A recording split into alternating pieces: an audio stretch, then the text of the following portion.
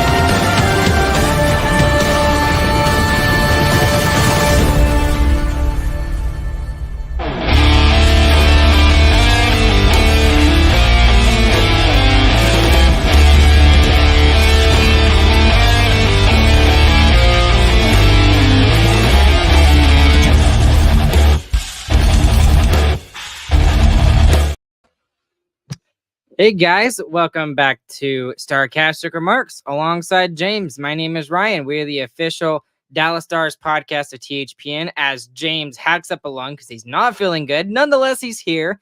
The Stars win by a final score of 4-2 tonight over Sidney Crosby's Pittsburgh Penguins. James, how are you doing tonight other than feeling a little congested? Yeah, so I was feeling sick on Tuesday night's episode. That got very much worse as the day went on and into Wednesday. But I'm feeling a lot better today, just congestion stuff now. So that's a lot better than I was. But we got a game here tonight, and it was a fun one.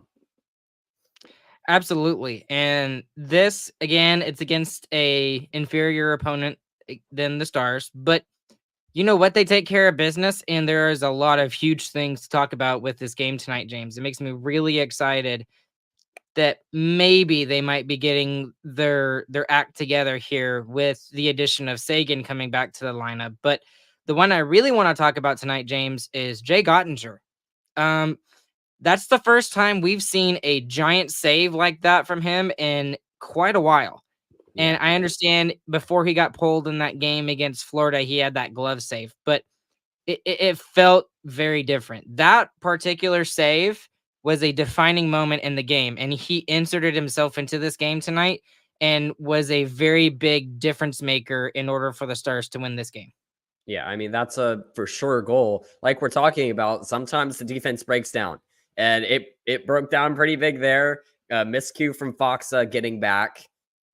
He's supposed to be that second defenseman, but he messes up. He doesn't realize it. They get a 2-on-1 break, and the pass gets across. I mean, it's worst case scenario for 2-on-1 as well. And Otter just finds a way to steal one back for us, and that has not happened in a very, very long time. It feels like those ones are always in the back of the net every single time, and that was a breath of fresh air, to say the least, from Otter. That's a perfect analogy, James. A breath of fresh air. The other thing I noticed about him tonight is the first goal wasn't great, and I don't blame him on that, but he only lets in one. one bad goal, I would say. The second goal, he probably doesn't expect that to happen either, and it was a little bit of a lucky bounce for Pittsburgh there. But Yeah. again, if he's gonna make saves like that, then like he did against, I think it was Raquel, then I'm okay with goals that sometimes might pop up on him every once in a while. And the other thing is, he didn't allow 3 tonight either. He only allowed 2. Yeah. And that's another giant number for Jake Ottinger to get tonight. That's 2 games in a row now as well. He's only let in 2 in 2 games now. And it really the 2 goals that got in tonight were defensemen got caught on the boards and a forward didn't cover in front. And that both the goals happened that way. So you can't really put too much of that on the goaltender as much as someone's got to cover the person in front when both defensemen try to make a play on the boards. The other thing that felt different about Ottinger, and again, it's just an eye test, James. And maybe it's just from my experience and watching so much hockey the last, 3.5 seasons that we've done this. But he looked way more confident tonight than he even in the last game. Even though he had chances and some good moments in the game against Arizona, he looked way more confident tonight, way more comfortable in his spot in the crease. Yeah, and I said that on the Discord too. Early in the game, after he let up the first one, I said, I think Otter's going to show up tonight. And he, to his credit, he really did. I mean, it was for how much of a low shot game this is, where he's gotten caught a lot of times on these games where he lets in a ton. And he only let in 2 tonight, and both of them were from like perfect chances for the Penguins. And again, the other thing about this, and I sort of kind of mentioned it, it was he inserted himself into the game when the Stars needed it. Like we weren't doing bad at that point, kind of in the middle of the second period, the middle of the game, like the 12-minute mark to like the 7 or 6-minute mark. But you could see there was a little bit of a push by the Penguins there. And then when they got that big chance, and you saw it coming, you absolutely saw it coming when Fox was trying to get back, and then he makes a stop like that. That's ridiculous. And that's I mean, it was one giant save. That's all they needed for, from the Dallas decor tonight. Otherwise, the Dallas decor was solid. Yeah, Dallas defense as a whole transitioning into more of how the game played. Dallas defense was very solid tonight. Lots of blocks and only letting up 22 shots by the end of the game, where the other team was trailing for a majority of it. Let's transition. I think this would be a good transition to move into the decor overall tonight, James. The thing I'm really liking about this decor, and I don't even know which person to start off with, because there were several good plays by almost all the defensemen tonight. Let's start with the big one defensively in my mind in Thomas Harley. Harley was absolutely ridiculous defensively tonight. And we as much as we've talked about his offense, coming along, that defense tonight was ridiculous. There were several odd man rushes where he was back and made the perfect play in order for the Stars not to allow a giant scoring chance. Yeah, I think that was easily Thomas Harley's best game. He was just back for every play, made the right play every single time. It was just a perfect defensive game from Thomas Harley. We have not seen that at all. I mean, normally you at least see 1 or 2 that he kind of misses a little, but it was not the case tonight. He was on all night long in the zone the entire time. Harley trying to get me to talk about Harley, or Ardell trying to get me to talk about Harley first. Harley had 5 blocks and at least 3 key poke checks. Yeah. Harley. My name's not Rayan Ardell. It's Ryan. Get it right. And you're absolutely right. Ardell. He was probably the Stars' best defenseman tonight. I wouldn't even say probably. I mean, he was, in my mind, far and away the best defenseman tonight. Okay, other defensemen. I mean, you could go. Let's just go down the line, because I thought they were all of them were pretty good tonight. Miro Heiskanen with jumping up in the rush, and again, crazy good defensive plays, especially on that 3-on-1. Yeah, that again could have been exactly. Like, it could have been a giant turning point in the game. It was just another night for Miro Heiskanen. Yeah, and that was the one real mistake that you could say Harley kind of made throughout the night, where he's not back for that one. But there were just like we can talk about this one from Heiskanen because this is the big one that he did all night. Thomas Harley had about 5 or 6 of those throughout the night, where it was him back with one other person, maybe 2 other persons, and he's just making the right play, and with his stick more than his body, which normally he does it with his body. He hits a player to get him out of position, but he was just, his stick was Miro's stick tonight. Like they changed sticks or something. I don't know what happened. He's using a Bauer stick instead. I don't know. Had to have. I don't know. Moving on to the second pairing, the Lindell Tanev pairing has gotten better, and the thing about it that I love the most, they weren't super noticeable. So that means they did their job tonight. I mean, let's be totally honest. Yeah. Now the crazy we're, thing we're is a little bit. Go ahead. They both played over 20 minutes, and we're saying that, by the way. So that is exactly. like, if it's a bottom pairing, you say, okay, whatever. They played 16 minutes. They both played over 20 minutes and were not noticeable. Now, the only thing I will say, and it happened twice for me that I noticed about Tanev, he's not very good off the rush. No, he's not. He is not very good off the rush, but that's not why we have him. I'm sure he will probably learn along the way, and we'll see. He doesn't have to be that guy, which is nice, and he's done his job. And I know that we've given him a little bit of crap throughout, his tenure as a Dallas Star. But he has gotten a lot better, and he has really started to look way more comfortable as, Lindell's right-hand man, literally. Yeah, it's slowly gotten up to speed, and that's not the one that I'm really worried about. The one that I'm worried about is our bottom pairing, but that it's kind of expected from Tanev to kind of settle into this spot pretty easily.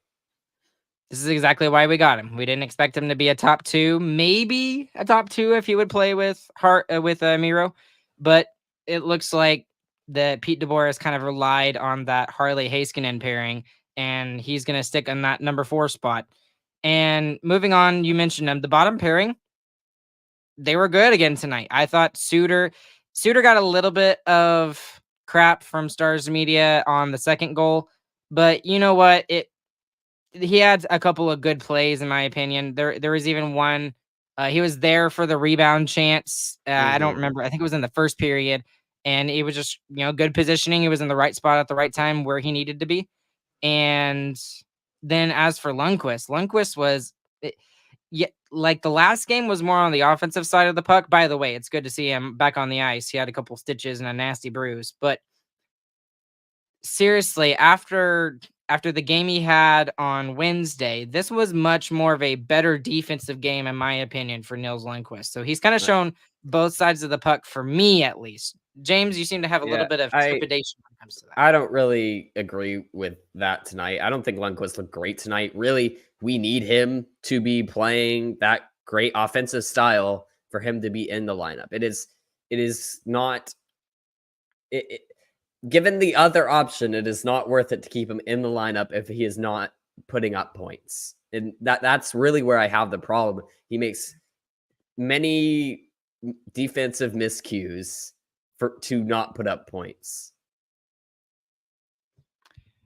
Okay, so Ricky trying to get me educated here. I didn't necessarily see that, so I can't comment on that. But it was as much Lundqvist's fault on that second goal as Suter's. Suter chased into the corner, and Lundqvist went there too. I mean, again, that's 2 defensemen in the corner, and really, what that comes down to me is the forward's got to go to the front of the net because both of your defensemen are behind the net. So yes, the turnover was off of Lundqvist, but you're going to lose board battles, and you got to get someone to cover in front of the net. Okay, and here's the nice thing about that goal. We'll transition from this a little bit. The Stars didn't back off, and they kept their foot on the gas. They might not have put their foot all the way down on the gas, but they kept playing the offensive zone, and it allowed Sam Steele to get that 4th goal, which allowed you to have a mistake like this there in the middle of the third period. So you still had, I don't want to say a super comfortable lead, but you gave yourself some insurance to allow a mistake like that. And that Sam Steele goal was exactly that. So the thing that we haven't seen lately is that the Stars have been making these mistakes without having any kind of insurance or retribution in favor of those mistakes. And now we're seeing Otter make big plays and after allowing the first goal, which might be a bad goal. And then Steele makes up for the mistake that the third pairing makes, which, I mean, they're the third pairing. Every once in a while, they're going to make a mistake like that. Yeah, that fourth goal from Steele really felt like the dagger, and it really kind of sucked the life out of what Pittsburgh was trying to do early, just getting free and breaking free by himself and then just sniping it. I mean, that was the first goal that just clean beat Jari. Honestly, his own defensemen were all over him tonight and caused multiple goals against. But that was the first one that went in clean, and that kind of sunk Pittsburgh's ship for sure. Now, the one thing I will say is I definitely think the Stars got more puck luck in the game than the Penguins did. The Penguins had a little bit of puck luck, but the Stars, I think, had a lot. Fair, not fair? The Stars did have a lot of puck luck. I mean, lots of times it was just bouncing off of defensemen in the offensive zone, and it just ended up in the slot constantly. I mean, you could throw anything that way, and it half the time it would end up on a Stars stick. So a lot of puck luck tonight. It's honestly surprising that they didn't score more than they did, and they still scored 4. All right, moving on to the top line tonight. The top line was very good, and somebody actually put a question to me on X, is like, which one's the top line? And that might be a good question, to be totally honest with you. Maybe even the fourth line is the top line. They've been scoring a whole bunch, but specifically Hintz. Hintz is just absolutely snake bit in this game today. He probably had about 5 or 6, high danger scoring chances in the game, including the empty net goal, which he's just not allowed to score tonight, I guess. Yeah, and that again, that first line really was great. Hintz had a ton of chances tonight as well. He missed 2 wide open nets on the night. There was one that it was just a hard angle, and then there was a second one that the defenseman just got enough of it to knock it out of the way. But that is 2 yawning cages that Hintz will often put in the back of the net. And that's regardless of other rush chances and shots that he tried to break through anyway.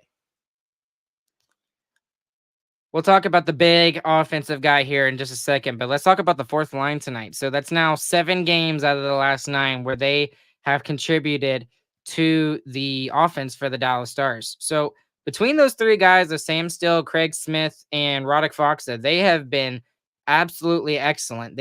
I don't know the defensive numbers, but there is nothing that I've seen as an eye test wise that leads me to believe that because they're scoring more goals, their defense has kind of taken a back seat.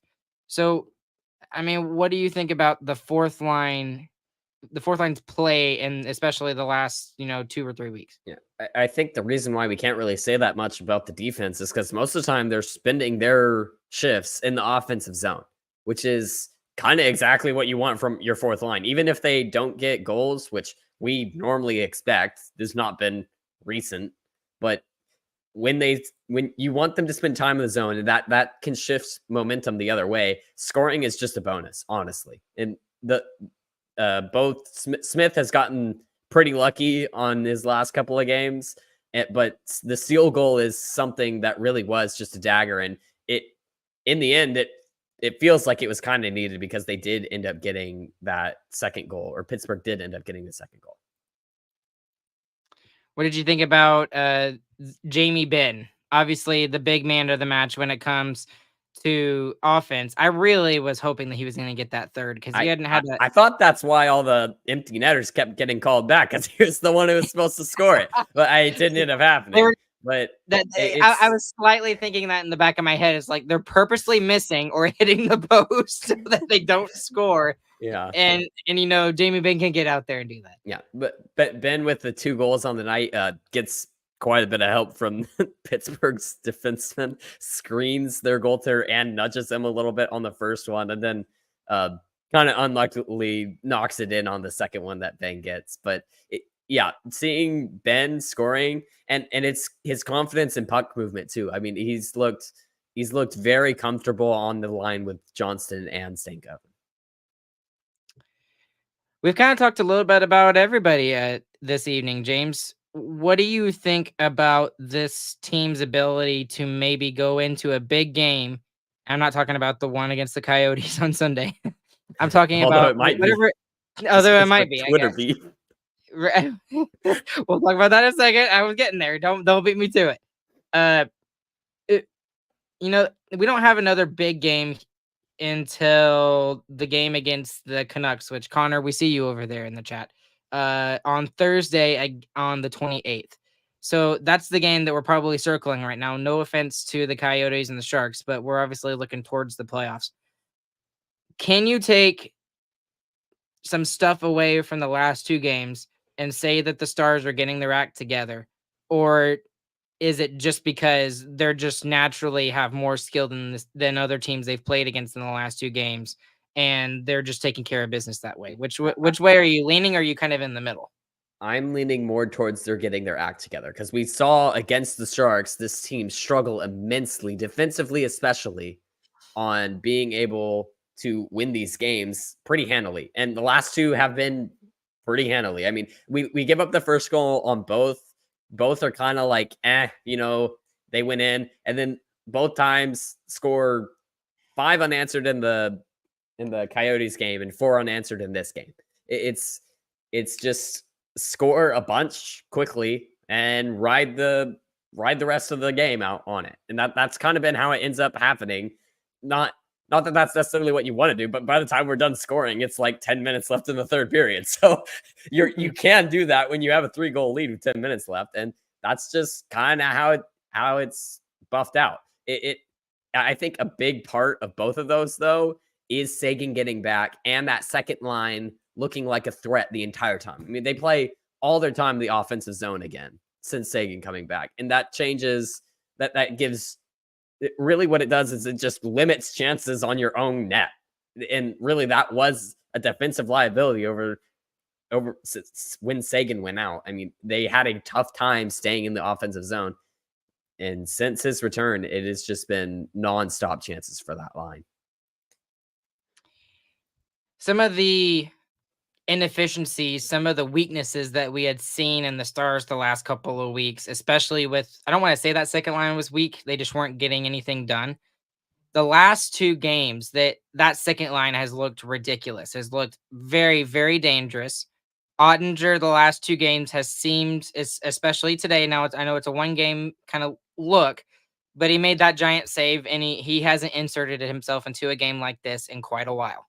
He was good for the Stars and was a factor in the game tonight. In the last game against the Coyotes, he was not a factor in the game. It's just the team around him played really well. Now he's making himself a factor, and that's another weakness that seemed to be perceived by a lot of Stars fans the last couple of weeks. And then even the third pairing, you could say, is a little bit of a weakness. Now, Lundqvist, again, he looks like he's might be getting a hold of this number 6 spot, especially with Hakanpää. Looks like he's going to be out for a while. It doesn't look like he's going to be coming back into the lineup. So that spot's his. I mean, like, unless he's like absolute garbage trash and they have to go and call up Poyat or whoever else, maybe Bischel, once Bischel is done in the Swiss League with his team in the playoffs, then it's his spot. It is absolutely 100% his spot. So all of those weaknesses seem to be getting plugged, and it's nice to see that this might be a thing moving forward, even if it is against inferior opponents. And for Lundqvist specifically, I really think he needs to get back to what he did last game, which is push up the ice with the puck and get some good feeds to players. I mean, he looked spectacular when he was passing the puck around, making plays. Tonight, he didn't really see him play with the puck that much, and that's where he looks weak. He looks extremely weak when he's not playing with the puck. Skating with the puck looks great, but other than that, there are obvious just deficiencies in his game. And the other thing about it is he's got a guy in Ryan Suter who is very good at playing stay-at-home defenseman. He is very And good at playing stay-home defenseman and should stay yeah, at home. yeah, So and he I just needs to take advantage of that. I think the bigger thing about that is just with how long Suter's been in the league, him being a vet, Lundqvist can learn a lot from that, and especially how Suter used to be, kind of how Lundqvist is, where he tries to just skate and make opportunities, be a goal scorer. And Suter has had to learn how to play back more, and he has very, very well this season. I feel it's just something that Lundqvist is gonna have to get in his head. It's really a lot of it is the positioning for me with him. Feels like he's not in the right spot a lot of the time, but that is luckily that's something that can be learned and is not a huge problem in terms of the speed of the game. Like Lundqvist is there in terms of speed of the game. He can skate fast. He sees plays happening fast. He knows where to put the puck in what position. It is truly, he's just most often not in the right spot. All right, moving on from this game, and then we'll do our biggest winner, biggest loser towards the end here. But James Motto, yeah, can we please talk about that? The softest baby poo people that got upset about the roadkill post, laugh out loud, including Bardown. Bardown got upset about that. Yeah. That's really surprising. Here's my thing about it. Like, okay, Stars admin. I know who this. I don't know this person personally, but I know who this person is, who Stars admin is, and there's probably a lot of people that know who this person is. It was a fine post, and see, this person understands it as well as we understand it. When you're in Texas, you see a lot of roadkill on the side of the road. And you know what? Especially out here in the middle of nowhere, West Texas, where everyone goes 95 miles an hour, there are a lot of dead animals, including coyotes, on the side of the road. So Yeah. I honestly thought it was stupid. I didn't get all the vitriol and hatred that Stars admin was getting. I'm just brush it off your shoulders, whatever, move on. I really do feel like a lot of that is location based. I mean, you think of a lot of hockey teams, they are over on the East Coast where there's not that many wild animals wandering around on the roads. Like Ryan said, there is roadkill everywhere you go here. Whether that's a good thing or not can be debated, but it is everywhere. I mean, constantly. You cannot drive to the next town over without seeing a dead skunk, possum, whatever you want on the side of the road. Here. It's there. I can see why some people would be sensitive to it, but it's still kind of funny. I thought it was funny. I thought it was fine. I was just like, whatever. It's just like, let's let it go. Whatever. But anyways, moving on from that even, who's your biggest winner and biggest loser tonight, James? Who you got? My biggest winner pretty easily is Thomas Harley. I thought he had an absolutely fantastic game. Easily the best game I've seen from him, especially defensively. He doesn't get a goal in this one. We've seen him finish overtime games for us before, but I still think this was his most complete game he's ever played. Just back for everything, hustling back, breaking up, everything it felt like. And without taking a penalty too. I mean, he's sticks just in the right spot, not hooking, not slashing, just always making the right play. That was spectacular from him tonight. You have the right answer, but for the game, but I think for the season, especially in terms of needing to have a good game, Jake Ottinger is the biggest winner tonight. He has to be the Stars' best player going into the postseason. He has to be. And this game, especially, that one save was an absolute step in the right direction. And what I'm hoping to see is this redemption arc as this continues for the final 11 games of the regular season. And then he's ready to go all out in the playoffs, and nothing's going to get behind him. I hope this is the step in the right direction for him. That's all Stars fans' dreams, is that Otter just figures it out. Which he seems to do. He does seem to do. This has been an off year for him. And not everybody is going to have an on season every single season. I mean, even look at go ahead. It's also been a year where the Stars have been the better team going into every single matchup. I mean, that is not something that you could really say last year. Last season, you could see these were games where the Stars are probably the underdog, like every single time. You go into that, you could pick out maybe 5 or 10 last year where that was happening. And Otter would come up big in those games all the time, every single time. And that's just not something that you really see this year. And maybe that's a difference for him having to play being the better team. It's a good point. He hasn't had to be as good as he's, especially probably his first, even before his first full season.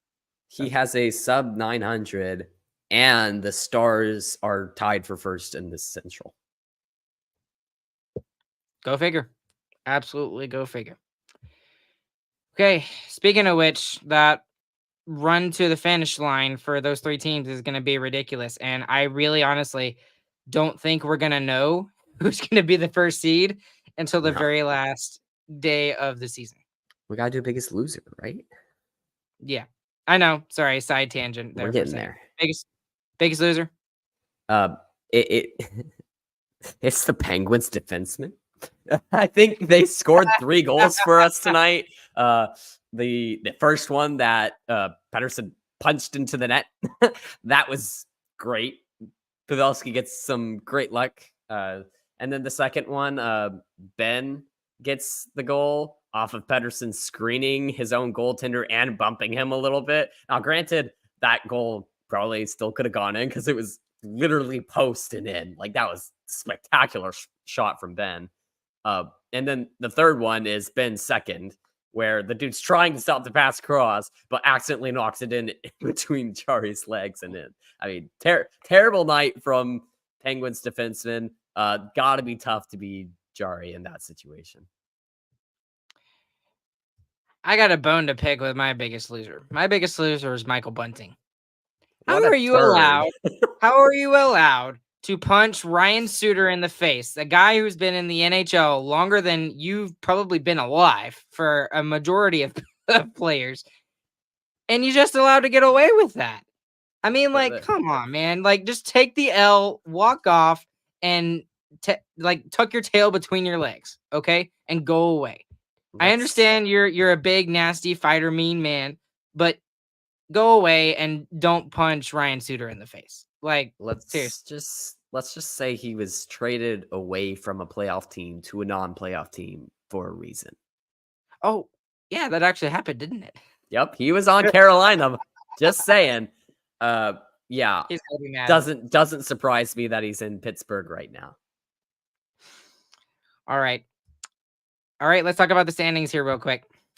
So when you take a look at the standings in the Central Division, and I mentioned this earlier today on the podcast X feed, but I would argue that the Central Division, along with the Atlantic, are the 2 best divisions in hockey, and I would say the Central is probably even the best division in hockey based off of what we've seen even the Nashville Predators do in the last 16 games. I think they're 14-2. The Preds are going on a ridiculous right now. So taking a look at the standings in the NHL right now, when you look at the Central, Dallas has got 95 points. They're first in the Central Division right now. And the Jets and the Avalanche are only 2 points behind the Stars. Avalanche, however, are very shortly about to be 95 as well, by the way. Okay, I figure it because they're playing the Blue Jackets tonight. They're 6-1 with a minute left. Oh, yeah, there's not a chance. Okay, so the Stars will be second in the division here in like 2 minutes, literally. And so it would read 95 Avs in first because of the game in hand that they have over the Stars. The Stars with 95 and then the Jets with 93. So and there's still quite a big gap between those three teams and the Preds, despite the Preds' giant surge. And the Predators are 7 points. yeah, the Predators are in no danger of falling out of the playoffs. So that's 4 teams from the Central fully entrenched in the playoffs. Yeah, they're the Predators are the first wild card team right now. Like you can call that now until the end of the season. That will not change unless the Predators lose every single game that they have left. And if I'm looking at it correctly, yeah, I don't know if the Golden Knights are going to fall out of that second wild card spot. Probably James. not. Likely not. Likely not, but there still is a possibility they do. It's just not very likely. Wouldn't that be the most amazing thing in the world for them? The craziest thing would be Vegas getting into the third spot in the division, and then the Kings falling out because the Kings are in the third spot right now, but only by 2 points. So the Pacific is very awkward right now, to say the least. Yes, absolutely agree. Okay. Anything else, James? Hopefully Rope scores more goals when he has wide open nets. He's gonna get one here eventually. He absolutely will. I thought he was gonna get one before the end of the game. He just couldn't do it. Oh yeah, by the way, seriously, like what's with the Stars not being able to score an empty net goal? That was hilarious. It was like 4 or 5 last 2 minutes. Last 2 minutes were just a complete clown fest. Whatever. Doesn't matter. Stars get the 2 points. They keep pace with the other 2 teams at the top of their division. We'll see how this goes moving forward. It's going to be a very interesting race to the top of the Central Division for the remaining, less than month of a season remaining. So thank you for those of you that have been listening live. We've had up to 31 this evening. Thank y'all. There's even more of you listening afterwards. We also appreciate y'all. Go and use that promo code THPN the next time you go and use DraftKings Sportsbook. Thanks to them for being our sponsor. SarcasticRemarks.com is the website. SarcasticRemarksShop.com is the merch store. It's the best way to support what we do. Follow us on social media. And as always, if you liked anything you heard this evening, please consider leaving a 5-star review anywhere you listen to your podcasts. Along with James, my name is Ryan. We will catch you guys on the flip side. Hope you guys have a good, fantastic afternoon, morning, evening, whenever it may be. James, take us out. GG, boys.